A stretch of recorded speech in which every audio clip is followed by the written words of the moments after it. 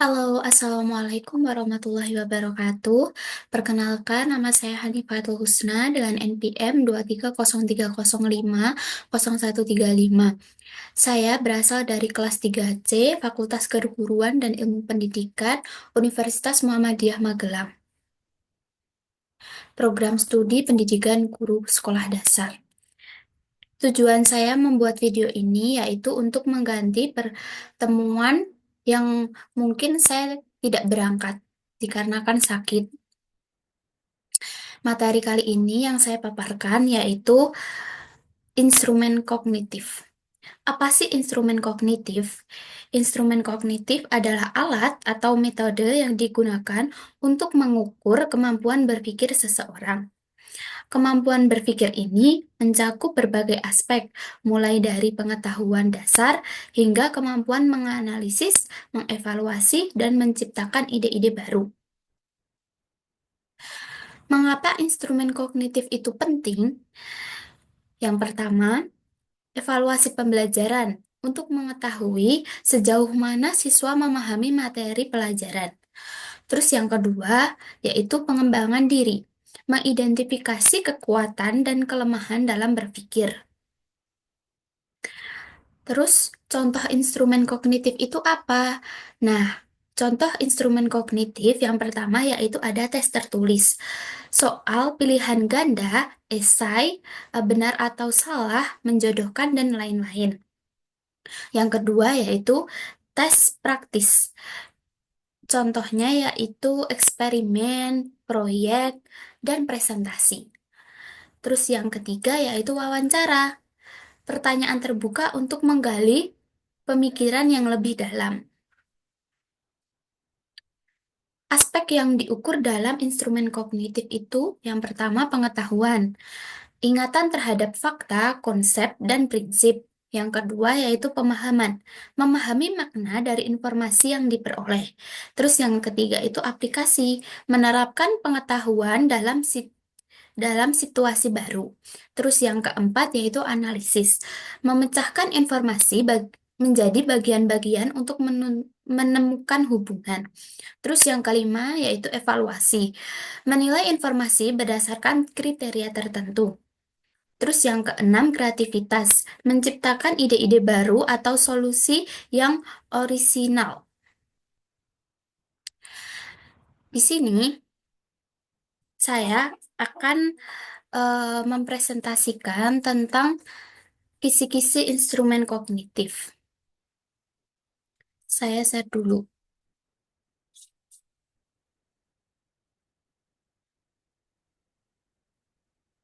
Saya mengambil materi ini dari Bapak Arif selaku dosen mata kuliah evaluasi pembelajaran di Universitas Muhammadiyah Magelang. Nah, pertama kali ketika kita membuat kisi-kisi yaitu menentukan tujuan pembelajaran. Capaian umum pada akhir fase C, misalnya, peserta didik memiliki kemampuan berbahasa untuk berkomunikasi dan bernalar sesuai dengan tujuan dan konteks sosial. Terus yang kedua, peserta didik menunjukkan minat terhadap teks, mampu memahami informasi dan pesan dari paparan lisan dan tulis tentang topik yang dikenali dalam teks narasi dan informatif.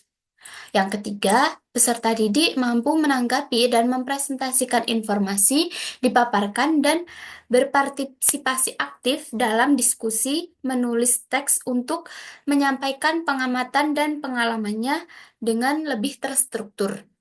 Dan yang keempat, peserta didik memiliki kebiasaan membaca untuk hiburan, menambah pengetahuan, dan keterampilan. Nah, di kisi-kisi kalian harus menentukan tujuan pembelajarannya terlebih dahulu, baru nanti ada capaian per elemen yang mungkin eh, penjabaran dari capaian umum.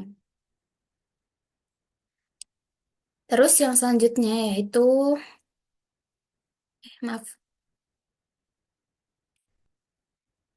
capaian per elemen. Misalkan kalian milih menyimak.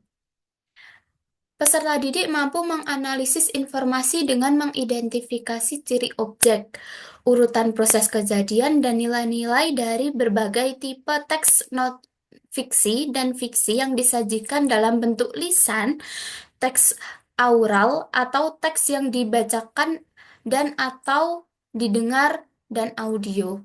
Misalnya, eh, kisi-kisi tersebut misalkan materi yang mau dibuat kisi-kisi yaitu tentang dongeng. Nah, itu kalian bisa menggunakan capaian per elemen menyimak. Terus yang selanjutnya ada membaca dan memirsa.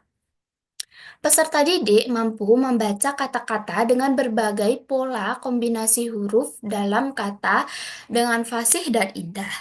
Peserta didik mampu memahami informasi dan kosakata baru yang memiliki makna denotatif, konotatif, dan kiasan untuk mengidentifikasi objek, fenomena, dan karakter. Peserta didik mampu menganalisis informasi dari berbagai tipe teks serta nilai-nilai yang terkandung dalam teks sastra dari teks visual dan audiovisual. Peserta didik mampu membaca hasil pengamatan. Nah, membaca ini kalian bisa memasukkan kisi-kisi tersebut dalam materi misal puisi, terus cerita pendek, terus dan lain-lain deh. Terus yang selanjutnya ada berbicara dan mempresentasikan. Peserta didik mampu menyampaikan informasi secara lisan untuk tujuan menghibur dan meyakinkan mitra tutur sesuai kaidah dan konteks. Peserta didik mampu menggunakan kosakata baru yang memiliki makna denotatif, konotatif, dan kiasan. Peserta didik mampu memilih kata yang tepat sesuai dengan norma sosial budaya. Peserta didik mampu menyampaikan informasi dengan fasih dan santun. Peserta didik mampu menyampaikan perasaan berdasarkan fakta, imajinasi, atau dari diri sendiri dan orang lain secara indah dan menarik dalam bentuk karya sastra dan penggunaan kosakata secara kreatif. Peserta didik mampu mempresentasikan gagasan, hasil pengamatan, dan pengalaman dengan logis, sistematis, efektif, dan kritis, mempresentasikan imajinasi secara kreatif.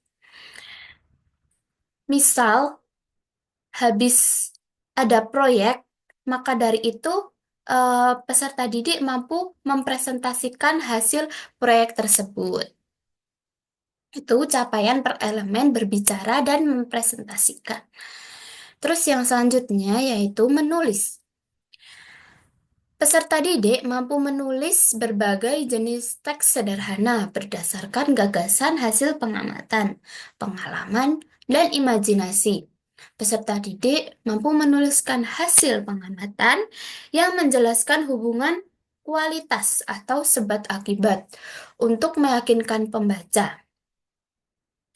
Peserta didik mampu menggunakan kaidah kebahasaan dan kesastraan untuk menulis sesuai teks dan konteks dan norma sosial budaya. Peserta didik mampu menggunakan kosakata baru yang memiliki makna denotatif, konotatif, dan kiasan. Peserta didik mampu menyampaikan perasaan berdasarkan fakta, imajinasi dari diri sendiri dan orang lain secara indah dan menarik dalam bentuk karya sastra dengan penggunaan kosakata secara kreatif. Peserta didik tampil menulis teks dalam tulisan Latin dan tegak bersambung. Ini eh, bisa masuk dengan materi tentang alfabet, menulis Latin, dan tegak bersambung, yaitu capaian per elemen menulis. Terus yang selanjutnya yaitu setelah Bentar. Setelah kalian menentukan capaian per elemen, maka masuklah capaian pembelajaran. Menentukan tujuan pembelajaran itu dari capaian pembelajaran.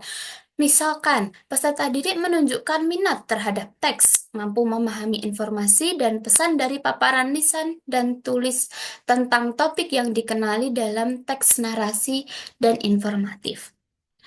Terus, menentukan capaian per elemen. Peserta didik mampu memahami informasi dan kosakata baru yang memiliki makna denotatif, konotatif, dan kiasan untuk mengidentifikasi objek, fenomena, dan karakter. Terus yang selanjutnya barulah menentukan tujuan pembelajaran.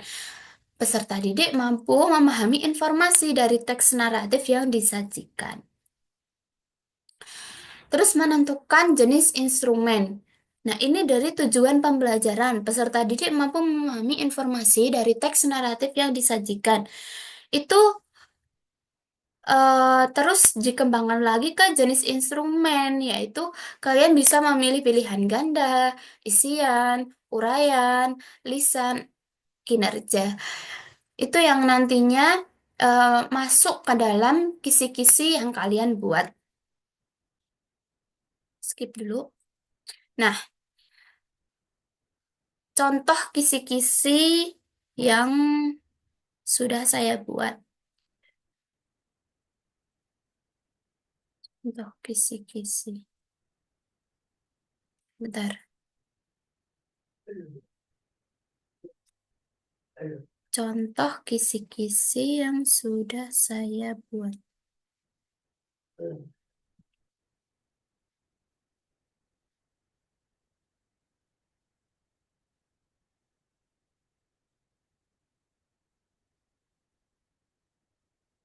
Nah, ini contoh kisi-kisi soal bahasa Indonesia kelas 5. Materinya itu tentang cerita pendek.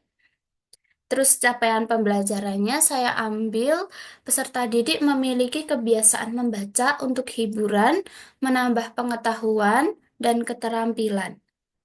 Capaian per elemennya saya ambil peserta didik mampu membaca kata-kata dengan berbagai pola kombinasi huruf dalam kata dengan fasih dan indah.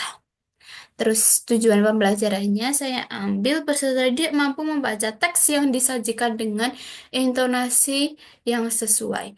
Nah, di kisi-kisi ini terdapat indikator bentuk soal, jumlah soal, nomor soal, dan bobot.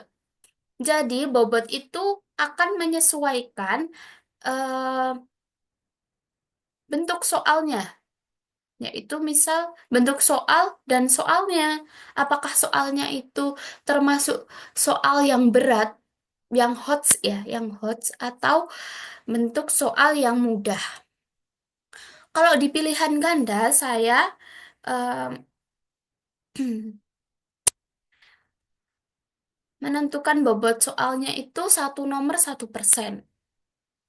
Misal di nomor satu itu benar berarti saya hitung 1% untuk bobot soal untuk bobot soal pilihan ganda. Nah, di bobot soal yang isian singkat itu saya ambil 2%. Mau mudah, mau HOTS itu saya ambil 2%. Dan yang terakhir itu uraian. Nah, yang uraian ini saya ambil 10% untuk yang mudah atau sedang. Yang HOTS itu saya ambil 15%. Nah, ini juga menentukan rubrik ya, rubrik penilaian tersebut. Terus untuk contoh soalnya, bentar saya carikan dulu.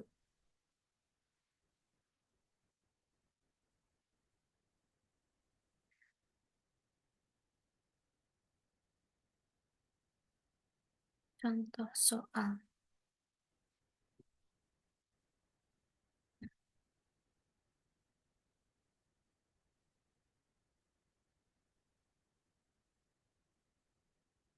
Oh, contoh soal. Oke, ini contoh soal kisi-kisi cerpen tadi.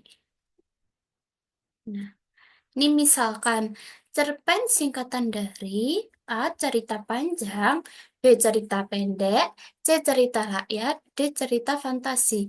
Nah, di dalam pilihan ganda ini, nomor satu itu termasuk soal yang mudah karena eh, itu cuman dari singkatan ya. Terus yang selanjutnya, yang isian singkat. Nah, ini tuh ada bentuk teksnya juga yang dua, nomor dua sampai nomor